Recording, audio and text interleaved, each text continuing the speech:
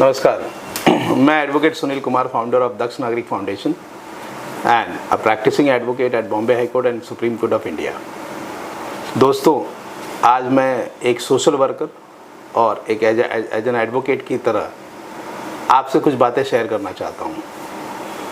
Lok Sabha election चल रहा है, इलेक्शन का माहौल है, बहुत सारी बातें हो रही हैं, बहुत सारे आरोप प्रत्यारोप हो रहे हैं, लेकिन मैं आप सबसे कुछ बातें अपने आप से जब मैं पूछता हूँ तो मुझे ऐसा लगता है कि जो ये मतदान 20 तारीख को होने वाला है या देश भर में हो रहा है, ये मतदान नहीं है। ये वो चीज़ है जो हमारे देश के प्रगति के एक एक ईंट जो लगेगी ना, वो हर मतदाता का एक वोट उस एक ईंट की तरह होता है। जब मैं अपने आप से एक सवाल पूछता हूँ कि मुझे किसे वोट देना चाहिए, तो मेरे मन में कुछ सवाल आते हैं। अब वो सवाल क्या है? आज हमारी आज़ादी को लगभग 70 साल हो चुके हैं। क्या हमने इसके पहले कभी पुलवामा जैसी सर्जिकल स्ट्राइक देखी थी? क्या हमने 370 हटाते हुए देखा था या किसी को बात करते हुए देखा था? क्या हमने कभी सपने में भी राम मंदिर बनेगा, रामलला का प्राण प्रतिष्ठा होगी और हम उसके दर्शन करेंगे और पूरे विश्व से लोग आके अयोध्या में लाइन लगाएंगे, ये सोचा था? क्या हमने कभी ये सोचा था कि दंगे नहीं होंगे, बॉम्ब ब्लास्ट नहीं होंगे? क्या हमने अभी ये सोचा था कि जो इतनी सारी जो शांति है वो मिल पाएगी? क्या हमने कभी ये सोचा था कि इंडिया को पूरे वर्ल्ड में एक रिस्पेक्ट के साथ उसका नाम लिया जाएगा? क्या कभी हमने ये सोचा था कि हमारे देश के प्रधानमंत्री को अमेरिका के प्रधानमंत्री रेड कारपेट देंगे? क्या कभी हमने ये सोचा था कि क्या हमने परिवार रहित राजनीति सोची थी? क्या मैंने और भी जब मैं आगे सोचता हूँ या पूछता हूँ कि भाई मुझे वोट किसे देना है, तो मैं फिर ये सोचता हूँ कि क्या हमने जो ये लेवल की जो प्रगति चल रही है वो हमने देखा था? जिस तरह से इंफ्रा डेवलप हो रहे हैं, जिस तरह से सारी चीज़ें डेवलप हो रही हैं, ये हमने देखा था? नहीं। उसका रीज़न ये था कि हमने जो ये मतदान है, ये मतदान नहीं है, ये हमारा योगदान है। ये योगदान हमने पिछले 10 साल में, मुझे ऐसा लगता है कि एक सही तरीके से किया था। और आपको बताऊं, हर जगह लोग बोलते हैं, लेकिन मैं थोड़ा उल्टा सोचता हूँ। मैं थोड़ा अपने आप से पूछता हूँ, आपको पता है 370 हटाने वाले भी हम हैं, राम मंदिर बनाने वाले भी हम हैं, अगर सारी व्यवस्था शांतिपूर्ण चलाने वाले भी हम हैं, पुलवामा सर्जिकल स्ट्राइक कराने वाले भी हम हैं, अमेरिका में हमारे देश के प्रतिनिधित्व को जो रेड कारपेट दिया जा रहा है वो भी हम हैं, सारी जो शांति है वो भी हम हैं, जो आज इंफ्रा है, जो सारी चीज़ें हैं, जो आज सीमेंटीकरण हर जगह गली गली में हो रहा है वो भी हम हैं। अब वो क्यों है? क्योंकि हम ही ने मिलके एक ऐसे व्यक्ति पे अपना विश्वास दिखाया है और उस व्यक्ति को आज हमारी देश के 140 करोड़ लोगों का समर्थन होने के वजह से उस व्यक्ति में उतनी ऊर्जा आई है। और वो व्यक्ति कोई और नहीं, हमारे देश के लोकप्रिय और पूरे विश्व के विश्व प्रसिद्ध और हमारे देश को विश्व गुरु बनाने वाले आदरणीय श्री नरेंद्र मोदी जी हैं। मुझे फ़क्र है, लोग बोलते हैं कि मोदी जी की तारीफ़ करने वाले अंधभक्त होते हैं। अगर राष्ट्रभक्त होना अंधभक्त है तो मुझे गर्व है कि मैं अंधभक्त हूँ। तो मैं दक्ष नागरिक फाउंडेशन की तरफ से जो भी मैं सोशल वर्क कर रहा हूँ या जो भी चीज़ें मैं देख रहा हूँ या जो भी हम कर रहे हैं, उसमें मैं अपने आप से जब ये सवाल पूछता हूँ तो मुझे ऐसा लगता है कि ये जो लोकसभा का चुनाव है, ये सीधा हमारे देश को नेतृत्व करने की कमान देने वाली एक प्रक्रिया है। तो इस प्रक्रिया को या ये कमान हम किसके हाथ में देंगे, ये सोचना, समझना और फिर ये देना, ये बहुत ही कठिन डिसीजन है। ये कठिन इसलिए हो जा रहा है क्योंकि हम छोटी छोटी बातों में उलझे हुए हैं। हम अपनी अपनी अलग अलग छोटी छोटी समस्याओं में अपने आप को डाइवर्ट करते जा रहे हैं।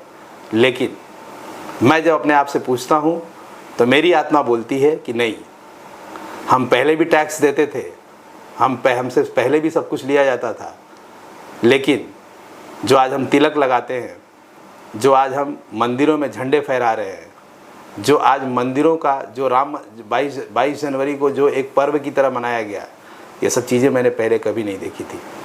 इसलिए मैं पर्सनली ये फील करता हूँ कि ये जो लोकसभा का इलेक्शन है, ये हमारे एक नेतृत्व को निश्चित करने वाला इलेक्शन है। इसलिए मैं आप सभी से रिक्वेस्ट करता हूँ कि आप अपनी आंतरिक समस्याओं को दूर रखते हुए देश के हित में और देशभक्त के फेवर में इस इलेक्शन में मतदान कीजिए। और अगर मैं सब कुछ ओवरऑल देखता हूँ तो मैं पाता हूँ कि इसमें अगर हम नरेंद्र मोदी जी को फिर से अगर चुन के लाते हैं, क्योंकि एक सवाल मेरे मन में और आता है कि अगर हम कोई फिल्म देख रहे हैं और फिल्म अच्छी लग रही है तो हम इंटरवल में छोड़ के उसको बाहर नहीं जाते हैं। उसी तरह से हमारे जो प्रधानमंत्री जी हैं, जो एक बड़े काम का सपना देख रहे हैं और 2047 तक जो विकसित भारत की जो उनके मन में सोच है, वो उनके या अपने परिवार के लिए नहीं है। वो सोच, वो सपना वो हमारे लिए है।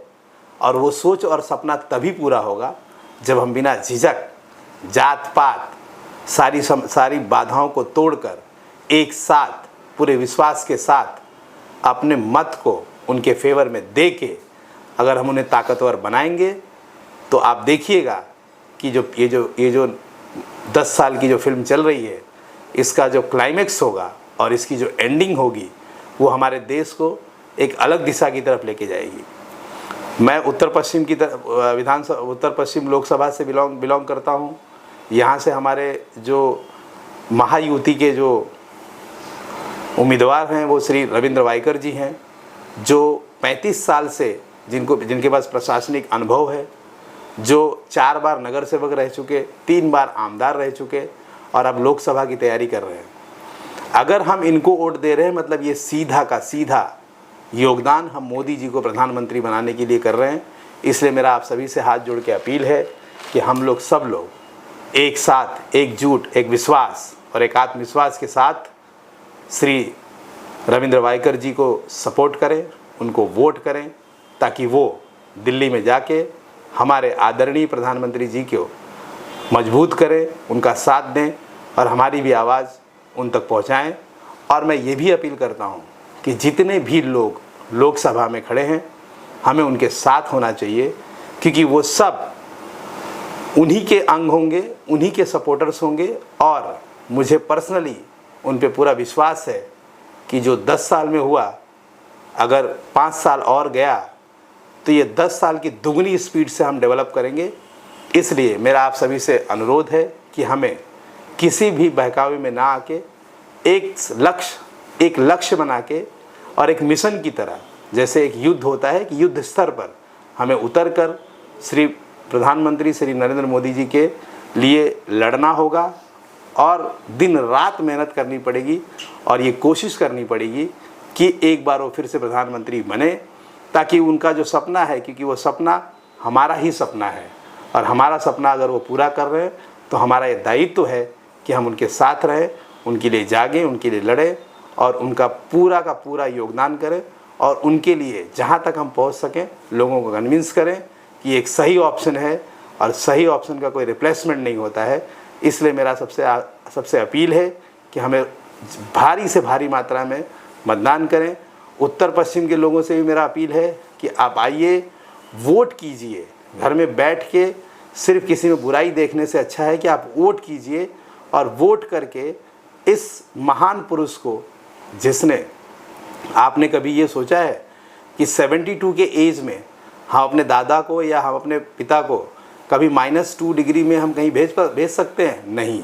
लेकिन हमारे देश का पहला एक प्रधानमंत्री हैं जो -2 डिग्री में भी केदारनाथ जाके वहाँ दर्शन करते हैं। और आज नई पीढ़ी को भी हमारी जो धर्म है, हमारा जो धर्म है, हमारा जो मूल जहाँ से हम आते हैं, हमारे जो मंदिर हैं, हमारे जो संस्कार हैं, हमारा जो सनातन धर्म है, उन सब से अवगत कराने वाला एकमात्र व्यक्ति, अगर ऐसी लीडरशिप हमारे पास है तो हम सौभाग्यशाली हैं और इस सौभाग्य को इतिहास में बदलने का काम हमारे हाथ में है। और उस इतिहास को हमें 20 तारीख को अपने वोट को, मत को दे के साबित करना पड़ेगा। जय हिंद, जय महाराष्ट्र।